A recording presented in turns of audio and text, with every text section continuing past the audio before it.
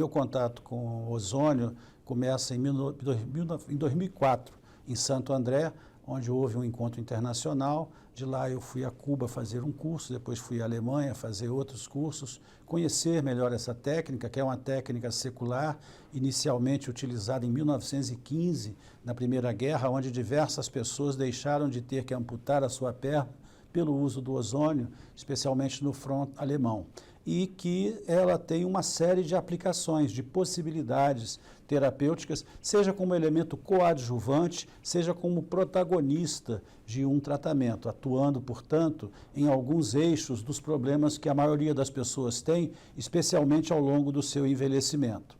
E ao descobrir essa técnica, a gente fica encantado, porque os resultados são realmente excepcionais. Você tem problemas, por exemplo, de feridas que são curados de uma maneira muito mais tranquila do que algumas intervenções mais drásticas e que podem evitar, como eu disse, uma amputação. A dor lombar, especialmente a dor provocada pela hérnia de disco, ou pela dor lombar crônica, que acomete mais da metade da população em todo o mundo, e no Brasil não é diferente, você também tem um processo anti-inflamatório e um processo analgésico quando você utiliza a ozonioterapia. As doenças isquêmicas e vasculares, as doenças provocadas por lesões nas articulações, você tem um campo grande no metabolismo, ajudando a corrigir o diabetes, ajudando a melhorar o metabolismo dos lipídios. Na verdade, o ozônio é quando aplicado numa pessoa, ele vai estimular o sistema antioxidante interno do organismo, promovendo então com isso uma varredura de radicais livres,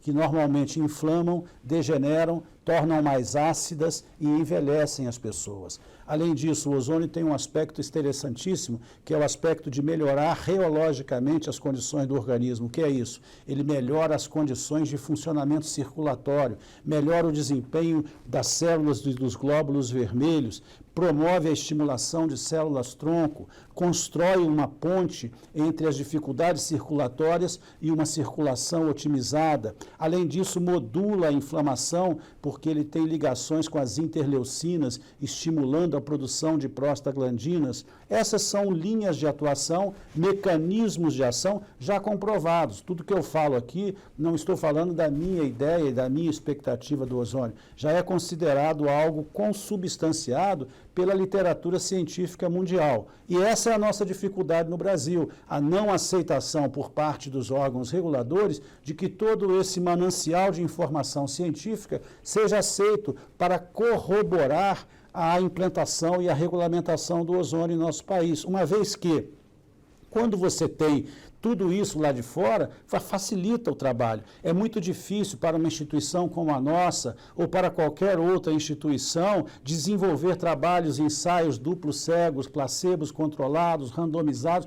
Isso só se faz se você tiver muito dinheiro. Isso só dá para fazer pela poderosíssima indústria farmacêutica, que é, a meu ver, aonde nós temos a pedra fundamental do obstáculo para que a ozonioterapia seja regulamentada.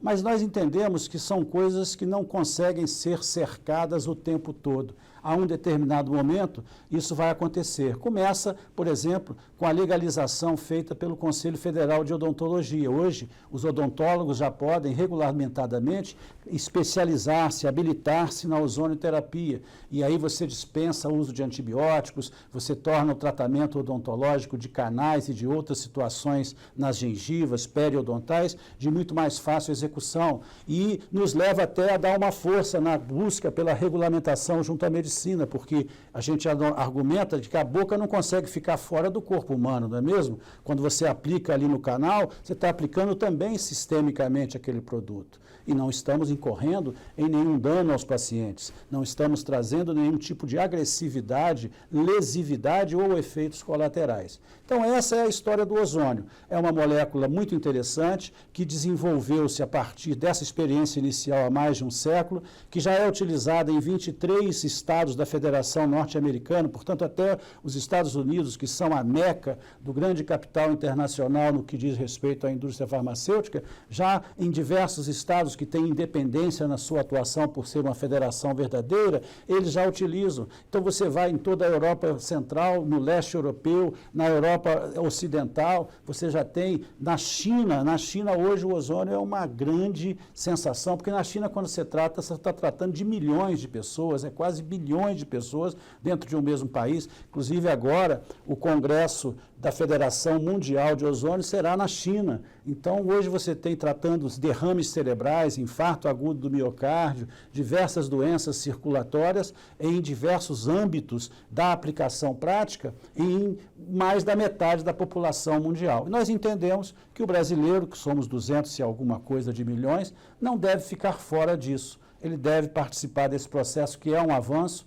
que é uma técnica, como eu disse, desde que bem utilizada, isenta de riscos, isenta de efeitos colaterais e que atua, seja como um grande coadjuvante, seja como um protagonista, trazendo bem para as pessoas, produzindo qualidade de vida e fazendo com que haja uma melhor condição na organização dos serviços de saúde. Por isso, nós entendemos que também a abertura para o SUS abre uma porta para a gente trazer as universidades, para a gente criar campos experimentais de centros de ozonioterapia, para que a gente possa, então, evitar o que seria um grande risco e que seria muito ruim, que é, pela falta de uma regulamentação, milhares de pessoas passarem a usar a técnica sem uma obediência a uma orientação médica adequada e a uma equipe interdisciplinar que deve estar sempre atuando em sinergismo para que toda ação de tratamento seja bem executada e seja plena de êxito.